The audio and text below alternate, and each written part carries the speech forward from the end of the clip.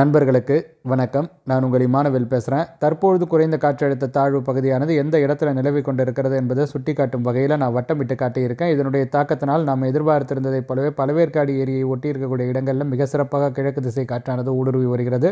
அது மட்டுமல்லது சென்னை மாநகர் மற்றும் அதனுடைய புறநகர் பகுதிகளில் ஆங்காங்கே மழையானது பதிவாக தொடங்கிவிட்டதாக நமக்கு தகவல்களும் கிடைக்க வந்திருக்கிறது. இது நாம் எதிர்பார்த்திருந்த ஒன்று தான். இது தொடர்பாக கடந்த சில நாட்களாகவே நம்ம தொடர்ச்சியாக பகிர்ந்து கொண்டு தான் இருக்கிறோம்.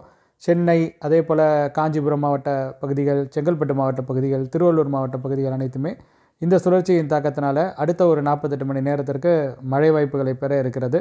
அதன் பிறகு 20ஆம் தேதி வாக்கில் பார்த்திங்கனாக்கா சுழற்சியானது வடகிழக்கு திசையில் பயணிக்க தொடங்கிவிடும். அந்த நேரத்தில் பார்த்திங்கனாக்கா மழை குறைந்து விடும். அதன் பிறகு சுழற்சி உங்களுக்கு அப்படியே அந்த ஆந்திரா கடலோர பகுதிகள் அங்கெல்லாம் பார்த்திங்கனாக்கா கனமழை பொழிவு ஒரு கட்டத்தில் ஏற்படுத்தும் அப்படிங்கிற மாதிரி நம்ம எதிர்பார்க்குறோம். இப்படி நகரம் முற்பட்டு அதற்கு சாதகமான அமைப்பு இல்லாததன் காரணமாக அது வலுவிழந்து போவதற்கான வாய்ப்புகளும் மிக மிக அதிகமாகவே இருக்கிறது. அதனால் 26ஆம் தேதி வாக்கில், குறிப்பாக இந்த டிசம்பர் மாதத்தில் தான் நான் சொல்கிறேன். 26னாக்கா ரொம்ப தள்ளி இருக்குன்னுலாம் நினச்சிக்காதீங்க. கிறிஸ்மஸுக்கு அடுத்த நாள் டிசம்பர் 26ஆம் தேதி வாக்கில் நம்ம வடகடலோர மாவட்ட கடலோர பகுதிகள் உட்பட தமிழக கடலோர பகுதிகளில் ஆங்காங்கே நம்ம மழையை எதிர்பார்க்கலாம். இது கிழக்கு திசை காற்றினால் கிடைக்கக்கூடிய மழை தான். இந்த சுழற்சி வலுவிழந்த பிறகு அங்கே இருக்கக்கூடிய அந்த ஈரப்பதம்லாம் யூட்டிலைஸ் ஆகுது இல்லையா? ஸோ அதனால் கிடைக்கக்கூடிய மழை தான். மற்றபடி பார்த்திங்கனாக்கா அது ரொம்ப பெரிய அளவிலான தாக்கத்தெல்லாம் ஏற்படுத்தாது. இப்போதைக்கு அடுத்த 2 நாட்களில் சென்னை மாநகர் மற்றும் அதனுடைய புறநகர் பகுதிகளுக்கான மழை வாய்ப்புகள் என்பது இருக்கிறது. இன்றும் நாளையும் 18/12/2024 ஆகிய இன்றும் 19/12/2024 ஆகிய நாளையும் இந்த மழையானது பதிவாக இருக்கிறது. எந்த அளவுக்கு மழை கிடைக்குதோ அதை நம்ம அப்படியே வரவேற்றுக்கொள்ள வேண்டியது தான். அக்செப்ட் பண்ணிக்க வேண்டியது தான். அப்படியே எடுத்துக்க வேண்டியது தான். வேறு வழி இல்லை. தூறல் போட்டாலும் சரி, மிதமான மழையாக பதிவானாலும் சரி, ஒரு சில இடங்களில் திடீர்னு வலுவான மழை பதிவானாலும் சரி, நம்ம அப்படியே அக்செப்ட் பண்ணிக்க வேண்டியது தான். சென்னை புதுச்சேரி இடைப்பட்டு இருக்கக்கூடிய அந்த கிழக்கு கடற்கரை சாலை பகுதிகளில் கூட சுழற்சியினுடைய நகர்வுகளுக்கு ஏற்ப சில இடங்களில் மழையானது பதிவாகலாம். மற்றபடி பார்த்திங்கன்னா அது காற்றை இழுப்பதனால கிடைக்கக்கூடிய மழையில் எனக்கு பெரிய அளவுக்கு உடன்பாடெலாம் கிடையாது. நேற்றைய தினம் ஒரு தற்காலிக சுழற்சி தொடர்பாக நம்ம சில விஷயங்களை பகிர்ந்திருந்தோம். அதன் தாக்கத்தினால தென் மாவட்ட மேற்கு பகுதிகளில் சில இடங்களில் குறிப்பிட்டு சொல்லும்படியான அளவு மழையானது பதிவாக இருக்கிறது. குறிப்பாக ராஜபாளையம் சுற்று வட்டார பகுதிகளில் கிட்டத்தட்ட 90 மில்லிமீட்டருக்கும் அதிகமான அளவு மழையானது பதிவாக இருக்கிறது. 92 மில்லிமீட்டர் அளவு மழைன்னு சொல்லலாம். இதற்கு அடுத்தபடியாக ஸ்ரீவில்லிபுத்தூர் சுற்று வட்டார பகுதிகளில் ஸ்ரீவில்லிபுத்தூர் தாலுகா அலுவலகத்தில் 72 மில்லிமீட்டர் அளவு மழையும் பதிவாக இருக்கிறது. மழை அளவுகள் பட்டியலை இந்த காணொலியின் இறுதியில் கூட நான் பகிர்ந்து கொள்கிறேன்.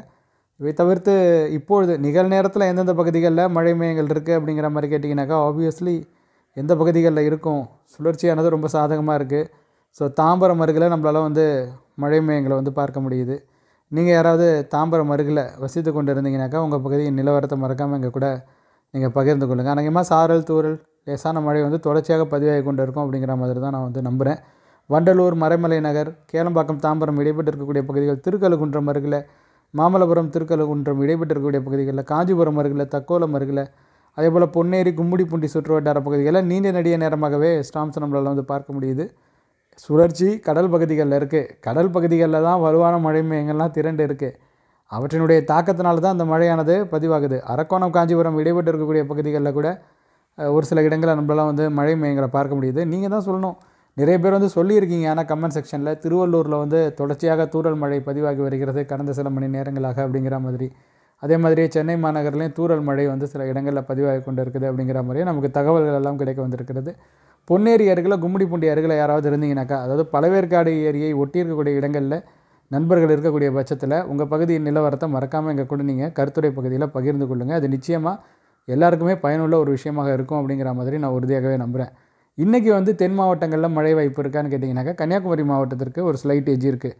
ஏன்னா காற்றின் திசை ரொம்ப சாதகமாக இருக்குது. சுழற்சி நகரப்போகுது. ஸோ அதனால் பார்த்திங்கனாக்கா இந்த இடங்களில் ஓரளவு கண்டிஷன்ஸ் பெட்டராக இருக்குது. ஸோ கன்னியாகுமரி மாவட்டம் மேற்கு தொடர்ச்சி மலை மற்றும் அதனை ஒட்டி இருக்கக்கூடிய இடங்களில், நெல்லை மாவட்டம் மேற்கு தொடர்ச்சி மலை மற்றும் அதனை ஒட்டிய சில இடங்களில், கேரள எல்லையை ஒட்டி இருக்கக்கூடிய விருதுநகர் மாவட்டம் மேற்கு பகுதிகள், மேகமலையை ஒட்டி இருக்கக்கூடிய ஒரு சில இடங்களில் கூட நம்ம மழையை எதிர்பார்க்கலாம். பட் ரொம்ப பெரிய அளவில் எதிர்பார்ப்புகளை வைத்து கொள்ளாதீங்க அந்த பகுதிகளில் இருக்கக்கூடிய நண்பர்களும் கூட.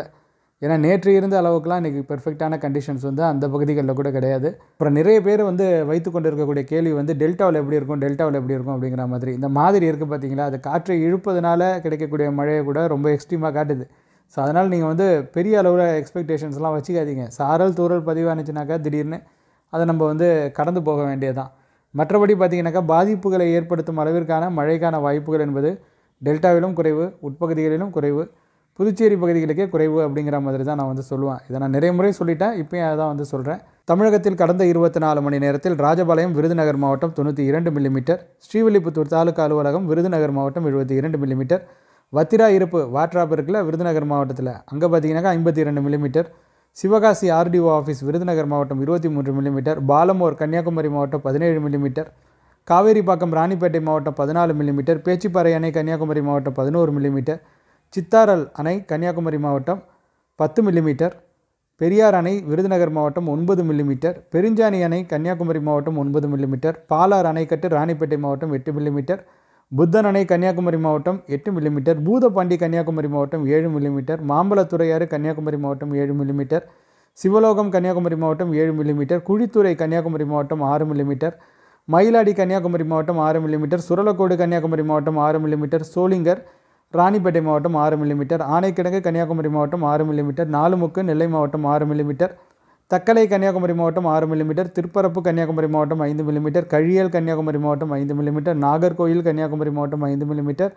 ஆற்காடு ராணிப்பேட்டை மாவட்டம் 5 மில்லிமீட்டர், ஆமூர் ராணிப்பேட்டை மாவட்டம் 4.4 மில்லிமீட்டர், வாலாஜா ராணிப்பேட்டை மாவட்டம் 4 மில்லிமீட்டர், ஊத்து திருநெல்வேலி மாவட்டம் 4 மில்லிமீட்டர், வல்லம் விழுப்புரம் மாவட்டம் 4 மில்லிமீட்டர், கலவை பிடபிள்யூடி ராணிப்பேட்டை மாவட்டம் 3 மில்லிமீட்டர், ஸ்ரீவைகுண்டம் தாலுகா அலுவலகம் தூத்துக்குடி மாவட்டம் 3 மில்லிமீட்டர், கலாக்காடு திருநெல்வேலி மாவட்டம் 3 மில்லிமீட்டர், சிவகிரி தென்காசி மாவட்டம் 3 மில்லிமீட்டர், பெரியார் அணை தேனி மாவட்டம் 3 மில்லிமீட்டர், எரணியல் கன்னியாகுமரி மாவட்டம் 3 மில்லிமீட்டர், ராணிப்பேட்டை மாவட்டம் 3 மில்லிமீட்டர், விழுப்புரம் மாநகராட்சி விழுப்புரம் மாவட்டம் 3 மில்லிமீட்டர்.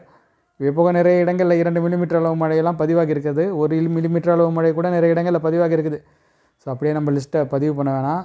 நான் இப்போ பதிவு பண்ணியிருக்கிறதே பார்த்தீங்கன்னாக்கா நிறைய பகுதிகளின் இடங்களை தான் பதிவு பண்ணியிருக்கேன் அப்படிங்கிற மாதிரி நினைக்கிறேன். ஏன்னா பொதுவாக 10 மில்லிமீட்டருக்கும் அதிகமான அளவு மழை பதிவாக இருக்கக்கூடிய பகுதிகளுக்கு நம்ம இம்பார்ட்டன்ஸ் கொடுப்போம். சில நேரங்களில் அதிக அளவில் மழை பதிவாகும் பொழுது 30 மில்லிமீட்டருக்கும் அதிகமான அளவு மழை பதிவாக இருக்கக்கூடிய பகுதிகளுக்கு நம்ம முக்கியத்துவம் கொடுப்போம். நிறைய இடங்களில் 100 மில்லிமீட்டர் அளவு மழை பதிவாக இருந்ததுன்னா 60 மில்லிமீட்டருக்கும் அதிகமான அளவு மழை பதிவாக இருக்கக்கூடிய பகுதிகளை நான் பகிர்வேன்.